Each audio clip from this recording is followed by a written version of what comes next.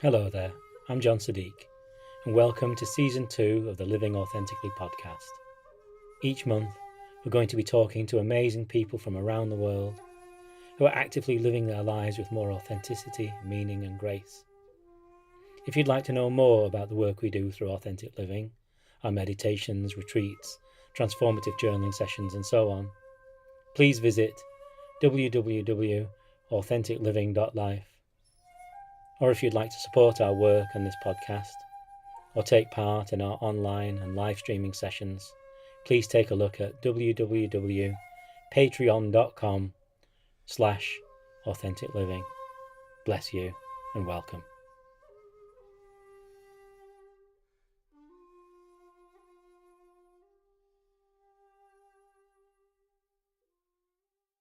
Hello there, John here. In this month's podcast, I'm talking to a yoga teacher who I admire so very much, Jo Tastula. She is one of the main teachers over on Yoga Glow, so you may know her from there.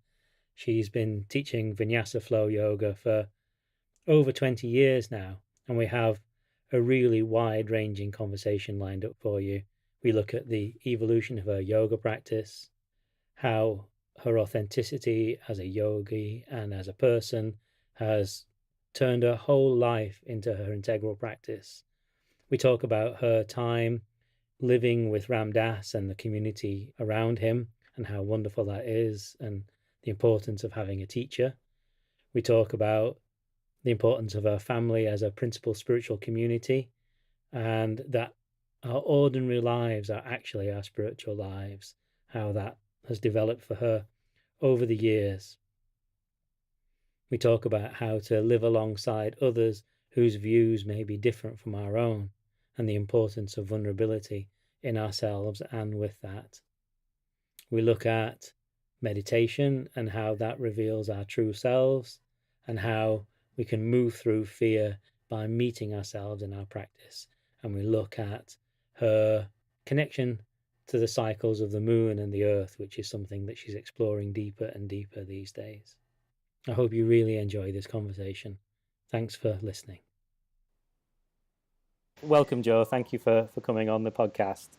And it's really lovely to meet you. And I just thought I would kind of reach out because I followed you on Yoga Glow for years. That's how I first came across you. And what this podcast series is about and what the work I do is really about living with more authenticity, living more from the center of our lives outwards. And your yoga practice, as far as I've seen on Yoga Glow and the way that I've seen you on social media and the communications you put out, the whole way you go about things just has a very nice authenticity to it. You know, it's really you. You're not acting in any way. And that's incredible. It's genuinely you. And there's no mask, and there's things, like in some of the Yoga Glow videos where you end up with hair in your mouth, or I think there's one where you do a headstand and kind of go right over, and it's that sort of thing that I actually find completely endearing. It's just wonderful. They do give you the opportunity to edit those out, and I always say no. Just leave it in. It's fine. I'm sure everyone falls over. Yeah. I'm sure everyone stumbles. It doesn't matter. Well, I think that makes it more real, doesn't it? Definitely more relatable. Absolutely. That's for sure. Yeah. And people can look at these really polished and edited videos and compare themselves, but it's not real life. No. There's probably been multiple takes in doing it, and hair and makeup and all the rest of it. And I think it is nice to just let that fall away and be relatable. Just be yourself. Absolutely. And you don't tend to do the kind of crazy Instagram yoga photos either, which is such a relief. The perfect postured Instagram videos, Instagram pictures. Yeah. Oh goodness. Oh goodness. Well, I have been practicing for many, many years, and I think I definitely had my day back in the beginning where it was all about surface things. But over the years, that's really become so less important. You know, I think how everyone starts off is very surface level, and oh, that looks good, and I want to look like that, and but when you go down that route long enough, naturally, you just find that that's very shallow. Yeah, yeah, and that's one thing I wanted to ask you. Really, is kind of just that, like, how did you kind of first meet yoga? You were quite young when you met yoga, weren't you? And No, then not particularly. I no, was in my mid oh 20s. right, I thought you were 14 or 15 or something. I was living in Sydney and I was working in the film industry, and life was very hectic and very busy. And I had it in my mind that I should start yoga. And there was a Buddhist meditation center close by to where I was living. And so I had already started dropping in there and doing some meditations and sort of feeling what it was like to be peaceful in your mind, which was lovely. And then I just walked past a yoga studio one day and thought, right, I should do this. And I don't know what the driving force was No, that that's told interesting, isn't me it? I should do it, but Yeah. it was like an impulse. And it was an immediate connection that I had with the practice. Immediately, I felt like I had come home of sorts. I felt at peace in my body. I felt calm in my mind. I was inspired by what the teacher was doing. I even had a sense of a mystical experience, and it was all there. So I think right from the get-go, I became a very dedicated practitioner. And your practice, the sense I get, because all the videos I've seen of you kind of guiding practices has always got, it's not just asana, there's pranayama in there or some connection to the breath. There's always a little meditational aspect. Has that always been the case with you? That it wasn't just asana, because there's so much kind of emphasis on kind of the kind of the postural aspects of yoga in the West I sometimes. think that, yeah, I think that's become more and more important to me. It was definitely physical when I first started, but now as I've come to really experience the practice, you discover that you're more than the physical body. And then you discover yourself as an energetic being. So you work on the pranayams, which feeds the energy body. And then you delve deeper and you realize that you're not just that, and you sort of go into the mind, and meditation helps touch on that. And then you keep going deeper and you realize that there's more aspects to this multi-dimensional being, So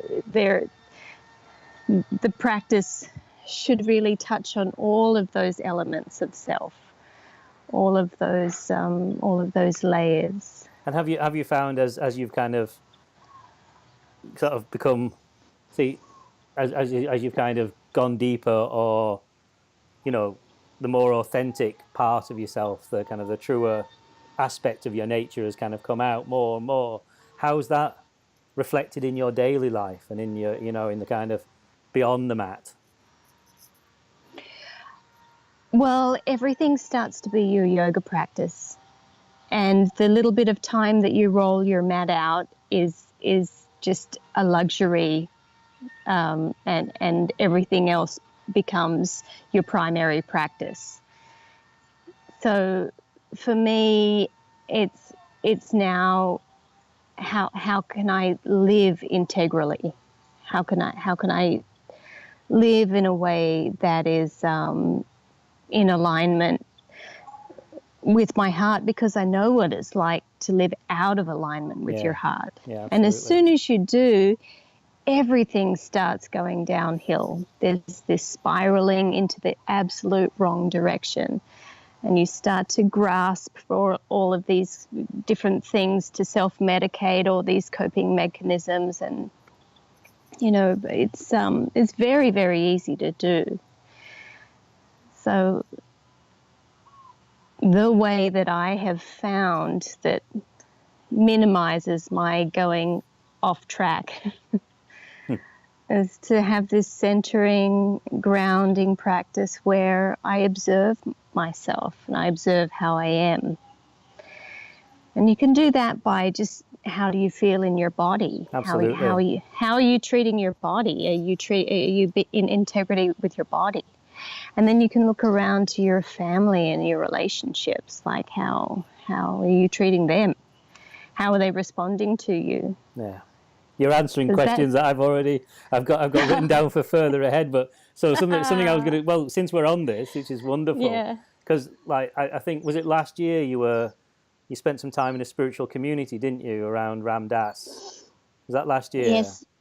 I'm back in Maui again. Yeah. He's a very inspiring teacher, and so we spend as much time in Maui as we can. That's amazing. And how have you found being there? Oh, it's really been wonderful, and it's been nurturing and enriching, because I think, although I have studied with many teachers, I have not really had a main teacher for a long time. And I've been a little bit of a dabbler, taken from this person, taken from that person, pull a bit of this practice in and that practice, and finding the sweetness of Ram Dass and his community here has given me the opportunity just to anchor down a little bit more, and to receive and be the student a little bit more, which is very, very important. And yet at the same time, as I see from your kind of like photo feeds and things like that, family is so important to you. It's like, that's the kind of the primary spiritual community where you express yourself with your family. And in fact, you're about to have another baby, aren't you? I am. Congratulations. Yes. Yeah. Thank you so much. Yes, I'm 8 months pregnant right now. And well, this is the new paradigm that is unfolding right now, is to have this rich spiritual life and not have to go and leave the world. No, exactly. If you look back at the story of Siddhartha, the Buddha, and mystics throughout times, they've left their families, they've left their communities, they've gone into the wilderness, into the mountains, into the caves, and sat by themselves and sort of reached this high level of awareness on their own without anyone bugging them. But now, the practice is to come out of the cave, out of the jungle, and to be with family and to be with community. And then how do you reach that same level of awareness, of sensitivity, of openness in your heart, whilst all your buttons are being pushed? Exactly. Yeah, absolutely. It's a lot more interesting. It is, absolutely. And that's it. That's where in the work that I kind of do, and the kind of the practices I lead, I teach meditation, and I work with schools and business and things, but all using sort of reflective practices and meditation stuff to kind of, try and do things in a more clear and genuine way. And it seems like the world is the practice. Everything that we encounter is the practice. Our work, the way we are with other people, whether they're strangers, whether they're close to us. Our families, of course, is the kind of the place of the great work. There certainly is a lot of the world that is closed off and isolated, but for the most of us, it's a global community. you have to open up and listen to people who don't have your opinions and who don't look like you and who don't believe the things that you believe in. Because we're all riding side by side on the freeway or in the subway or whatever. So it definitely takes a lot more of your putting down your barriers and of not having to be right or of not having to, have it all worked out. Yeah. Would you say that vulnerability is like one of the great keys to practice?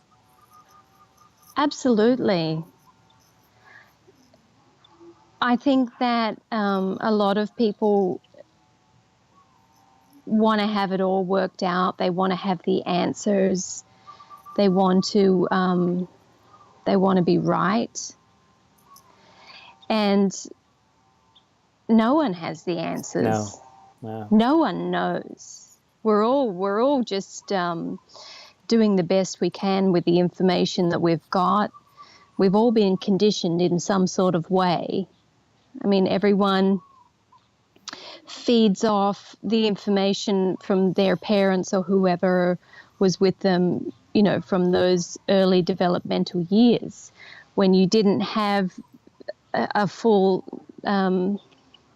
synced up neural network to work it all out yourself. Mm-hmm. So a lot of our thinking power and conditioning comes not from our own resource, comes from other people. So when we start to realize that we all have biases, we all have conditionings, and that's going to sway how we are in the world, and that's a really humbling place to be, because from there you can say, oh, okay, well, I may believe this, I may feel this, but is it the only way? Is it really true?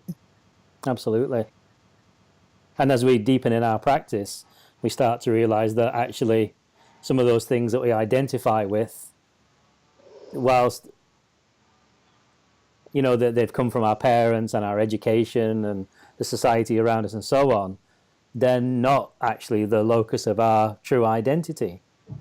That's right. That's not really who we are. But when we're not connected to the truth of ourselves, or that wholeness that kind of underpins everything, then we tend to kind of get harder with those things. The borders kind of get harder. Yes, because it's a very scary thing to let yourself slip away, to not have such a strong identity. Because people love to say, I am this.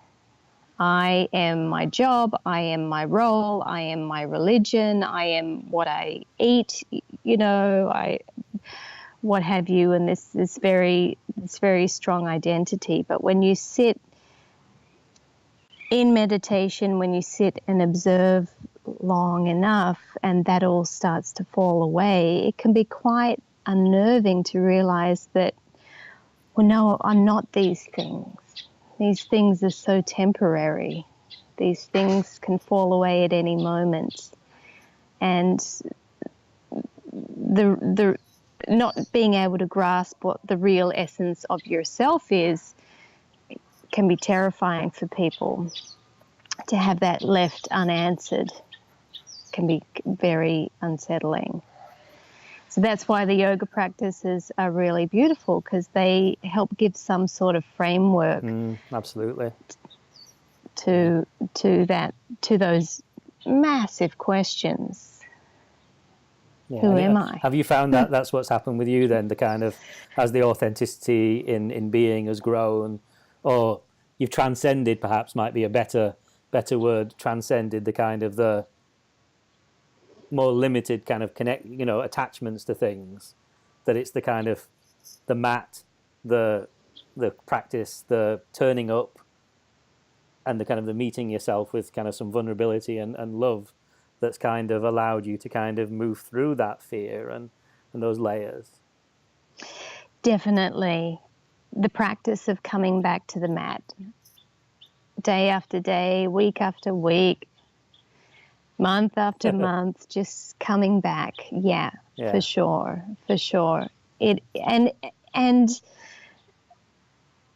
life is not linear as well, because as soon as you sort of have an epiphany and you have it, you feel like you've grasped it, then it goes.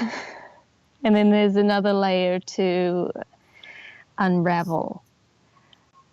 So it's a lifelong, for me, it's a lifelong inquiry, because what was true for you, at one point is no longer true at another point. Yeah. It's all changing. Yeah. It's all shifting. Yeah. But I find that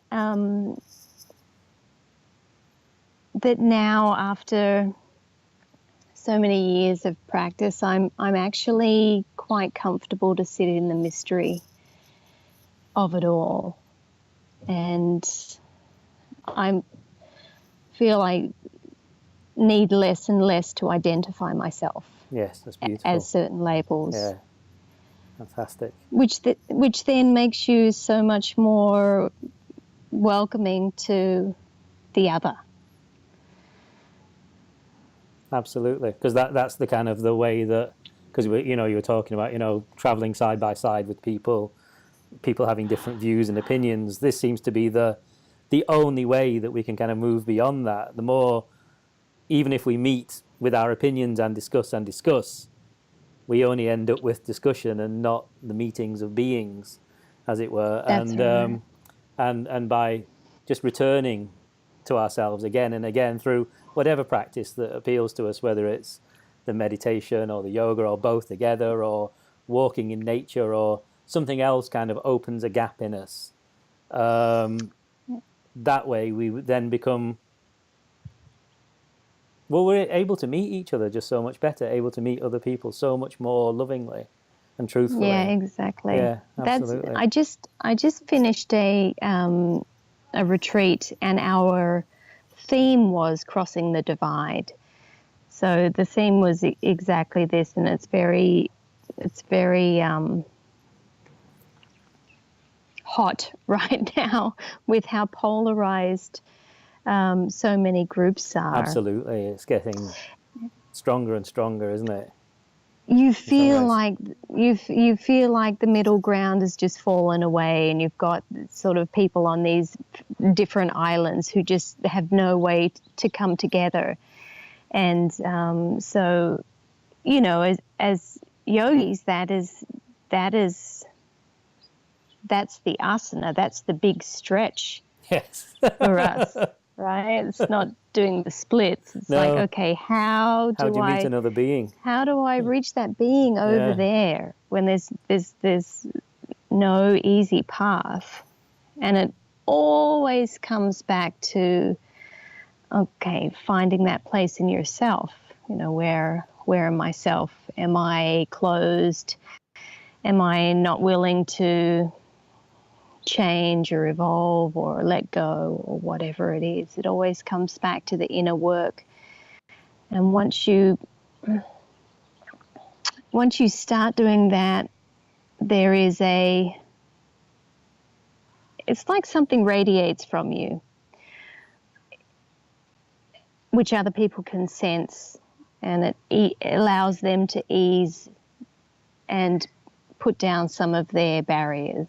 Yeah, absolutely. When you don't go in with this, like, I am right, you are wrong, oh, your viewpoint is so insane, that's just going to push people further and further away. And you can't even go in to somebody who kind of, if you have a spiritual life or a practice, you can't even sort of go in and want to change somebody from that point of view. You have to, the only practice you have is your own practice, and that's what affects other people, and it may not. That's the thing. That's right. It's none of your business in a way. It's kind of your business is your business, as it were. That's right. Yeah. That's right. Yeah, it's and you know that with a lot of people do this when they first find a healing practice that works for them. They want everyone to do it. And, everyone should come to yoga, or everyone should be a vegetarian, or whatever it is. And even though they're coming from a genuine place, everyone else has to find their own way. Just because it works for you, it doesn't mean it's going to work for everyone. Well, it will be, everybody's life is their own path. It's unique to each person, Yeah. and even when you might take on an asana-based practice or something like that, the geometry of each person's body is completely different. And so you won't even be able to move the same way as another person in some respects. Everything is completely our own practice in so many ways. That's right. Yeah. Yeah. And I find that, the practice evolves over time, so that, what was once key and working at one point may not necessarily be the remedy throughout your lifetime. No, that's right. So to keep opening to inquiry is really important, and honest observation of your life. Yeah, I think if which we've already touched on. If we just asked ourselves 2 or 3 simple questions, who am I and what am I here for, that will take you so far if they're asked in the heart, in an honest way. It doesn't need to be much more difficult than that, really. Is this true? That would do the trick, I think. Exactly. Yes. Yeah. Yeah, that reminds me of the work of Byron Katie. Have you heard of Byron Katie? I've heard of her. I've not read her. Yeah, she has a system called The Work, and it's basically a series of questions, and it's the same thing, like, do I know this to be true? Is this absolutely true? Am I certain that this is the truth? And always the answer is, well, no, I don't know that person really meant to hurt me, and I don't know what their path is, so you have to keep on releasing people and letting them go and have their own life and have their own experience. Because for some people, they need to hit rock bottom in order to bounce up high, Some people need to go down that other path so far that they've exhausted it and they're ready to turn around. Life will present you with things over and over again to try and, unfortunately, I think that until we become perhaps being able to choose to live in more consciousness, the spiritual path of the world is the path of suffering, unfortunately, and in that's from our kind of resistance or our attachment to things. We suffer. It's not that things won't happen to us. I know, like, for example, in your life in the last few years, there's been a great deal of loss, and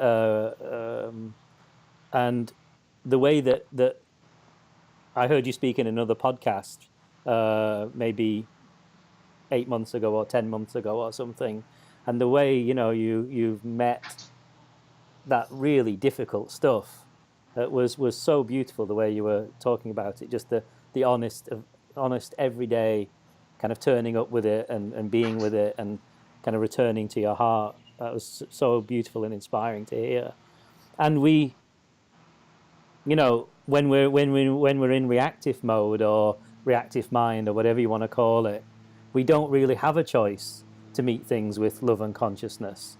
And so life kind of will punch a hole in our identity sometimes, as kind of to give it, and so everything kind of falls away,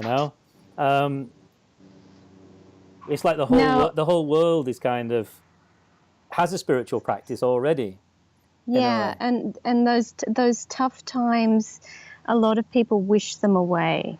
I can't wait until it's better, or I wish this weren't happening, and that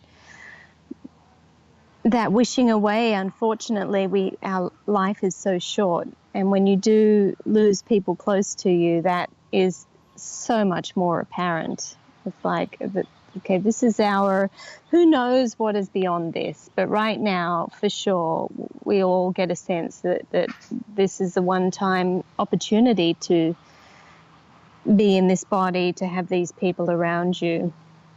And when the going gets tough, like, how can I bring as much presence and as much of myself to this situation as I do when I'm really happy and joyous and everything's going my way, and I'm really, all my needs are being met. I feel that they're really just two sides of the same coin. I think that there is a strength that comes through being willing to sit in discomfort. Yeah. And that's really the essence of the yoga practice, is whatever comes up, you're with it, you welcome it. Not that you want it to be there, not that you're like, oh, yay, woohoo, I'm, really having a hard time right now, but it's happening. It's revealing itself. It's how things are. It's how it is. So you greet the moment fully. And when you do practice being in that fire and sitting in that discomfort and just being present with all of those horrible, difficult feelings, then undoubtedly through that you can just start to really witness the beauty of life through the whole spectrum. Not that I, would like to sit by the bedside of my parents dying again, because that was really horrific, but I can say that through that process it was very beautiful and enlightening, and it touched my heart and opened my heart in so many ways that I couldn't even imagine. And that was a real gift. And I could have chosen not to be there. It was too hard to deal with, just sort of numbed those strong sensations. That would have been less traumatic, I'm sure, but definitely would not have given me the same richness inside. Yeah, just kind of allowing yourself to be whatever came or comes. That's right. Whether it's happy or grieving, and it's kind of it's about how I find. I lost my mum about a year and a half ago as well, and it was such a blessing to kind of just sit, and in many ways I could feel her more, that she had a very complicated life and a very complicated emotional life, and it almost seemed that kind of once we didn't have to kind of almost keep fighting with that anymore, it felt like she was so much more here, so much more present in a way at that time, and the love was just incredible. Actually, it was just such an opportunity for love. Yes. Yeah. Yes, if you're both willing to really turn up at that time, all of that superficial stuff falls away. And there's just the love, and recognizing that love between two people is, for me, the real essence of life. That moment, that love is that's it. What else is there? And how have you found then, kind of moving forward now into kind of, the new days after these times? Well, there's definitely a real untethering that happens when you lose people close to you, especially your parents. For me, it felt like I had this big protective bubble around me, but I didn't even realize it. I thought I was out in the world on my own. But when they both passed away, that bubble burst, and there was a real untethering of that whole structure of me being a daughter and me being, sort of a kid. Even though I'm in my mid-40s, I still held on to that idea, next to them, that I was a kid. So there was a real undoing of the world as I knew it, which again can be really scary, can be really terrifying, because you sort of have to find a new way of being in the world. But at the same time, when you just sit and observe the world, that's life. That's how life happens. That's the nature of things. Everything comes into existence, is here for a short time, and then dissolves back into the great mystery. That's what happens to everything. So again, that could be another opportunity to deepen your practice of just how temporary this life is, and to sort of surrender to that mystery a bit more, because you can't fight it. No, you can't. You can't change it. Yeah. It's inevitable. It's how it is. Yeah. And those sorts of experiences are inescapable. For everybody. For everybody. There's no way out of here. No. No way. No way.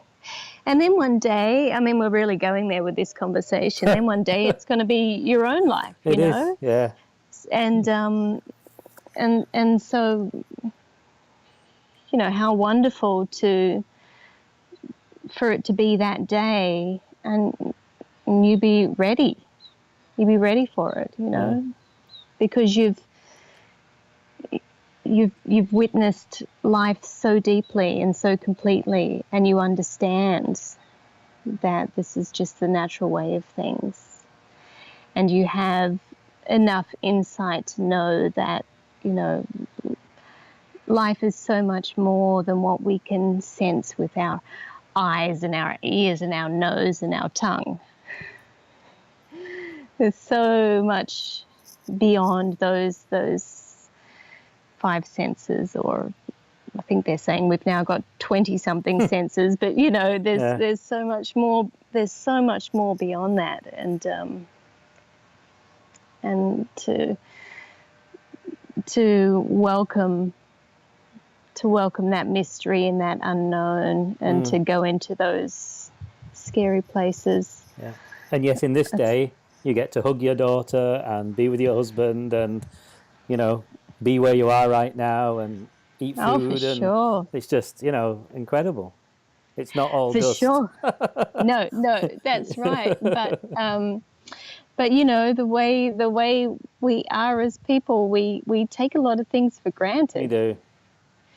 We can get caught up in little things. So just to remind yourself of, like, hey, come on, this is being with your beloveds that's the cherry on top. Yeah.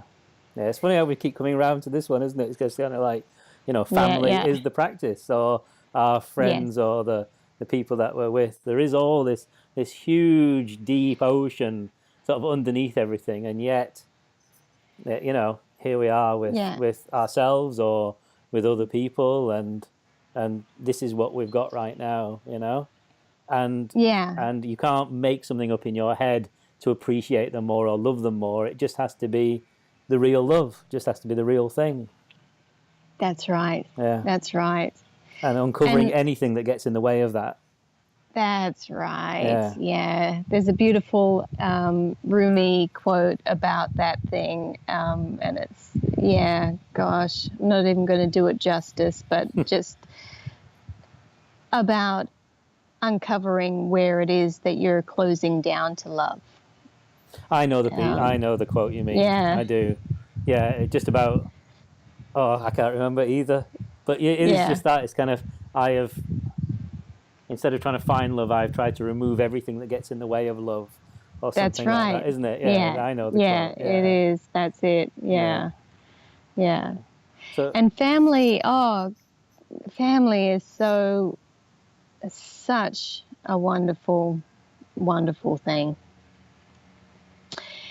In whatever form it presents itself, whether it's like actual biological blood family or whether it's chosen family or tribal family, or, family is so important. yeah, and And it doesn't come from the realm of ideas. This is the thing. It's kind of, on a truer level, it's actually resonance of being or something like that. And it's kind of, I have friends who, ideas wise, we just do not get along. But there's something. There's a deeper love. There's something that kind of that keeps you together. But my partner and yeah, I are kind of very different actually, and yet we meditate. We used to have quite a hard time, and then we started meditating together and doing our yoga practice together and things like that. And so, yes, you have the crazy stuff going on, but then there's something more. There's the being together, if that makes any sense. yeah, Beingness. that does. Yeah. Absolutely. Uh, That's really beautiful. uh, And how nice to have that experience of coming together. Like what a beautiful experience that must have been. yeah. Yeah. Yeah. Absolutely. And that's, for me, that's kind of like the flavor of family, as it were, because I have Mhm.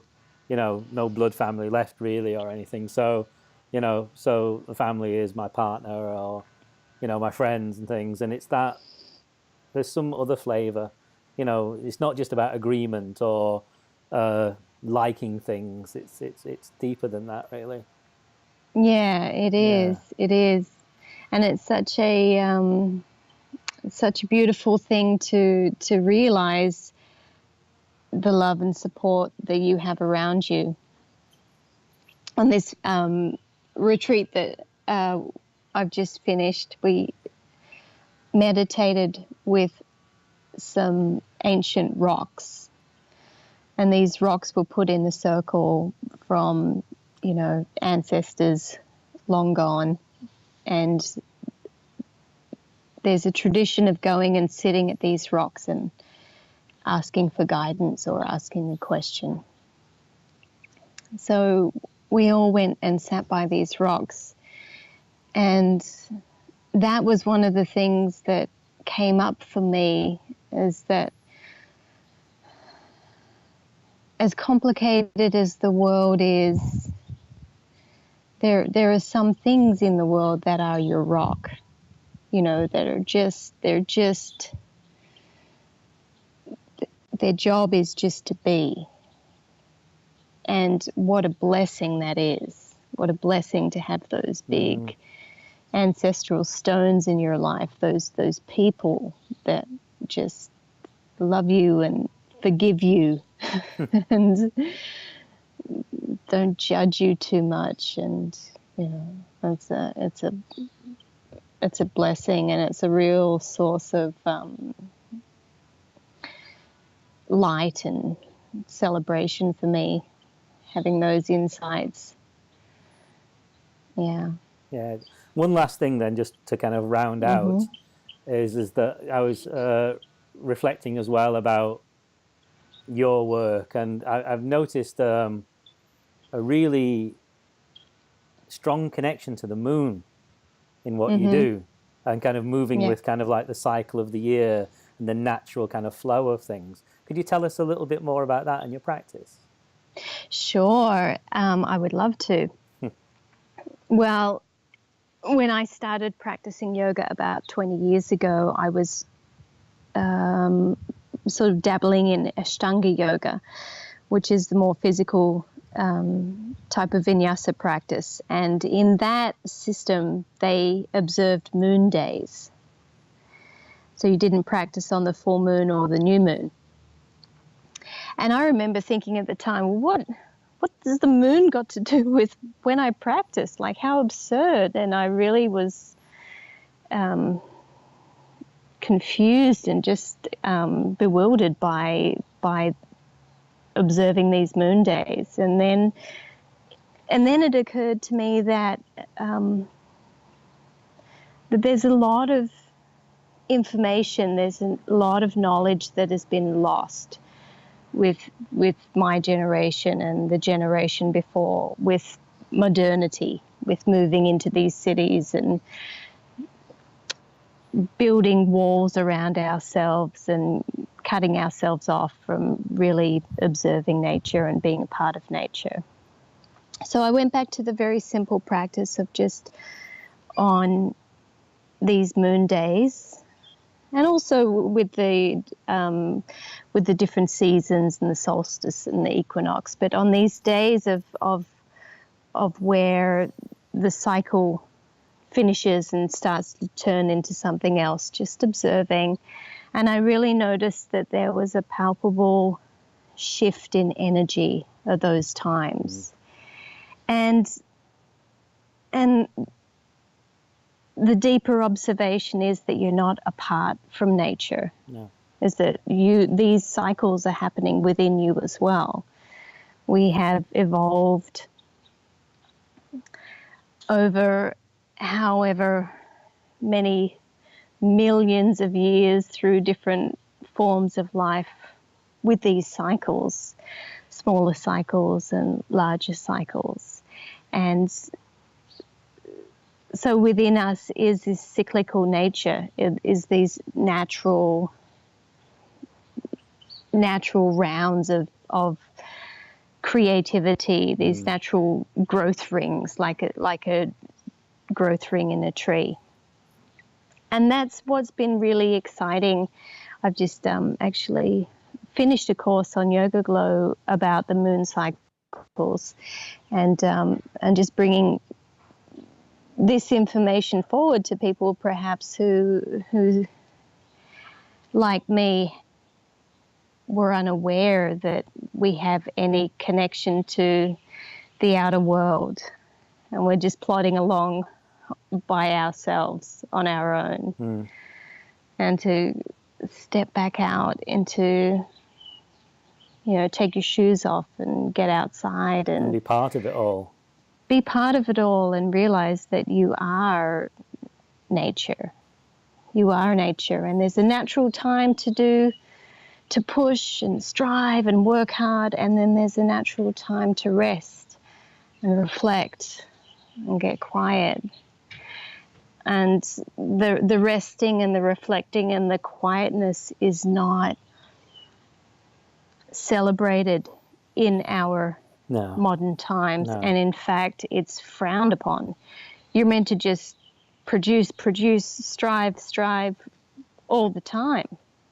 But that's not how nature works, The sun is up for 12 hours, but then it goes down for 12 hours. And it's the same, the same with the moon cycle. And I just love connecting to that cycle of new moon to full moon, and being more in awareness and observance with the cooling, more reflective part of ourselves as a balance to all of that productivity. Beautiful. Yeah. Thank you. Well, we'll stop there. That's really lovely to talk to you, Jo. Thank you for sort of spending some time with us. I hope it wasn't too way out. I don't know. It's not. We'll have the conversation, and whoever listens to it, they have to kind of sort that out for themselves. Well, thanks a lot, John. Thank you so much. It was really nice to talk to you too. Lovely. Thank you so much. Thank you so much for joining us. If you want to know more about Jo and her work, please check out her website at www.jotastula.com. And if you'd like to know more about our work, have a look at www.authenticliving.life. And if you want to follow us for daily inspirations, then just pop my name, John Siddique, into your favourite search engine, and you'll find me on all the usual social media channels, on YouTube and all that sort of thing. Take care, have a beautiful month, and hopefully see you soon.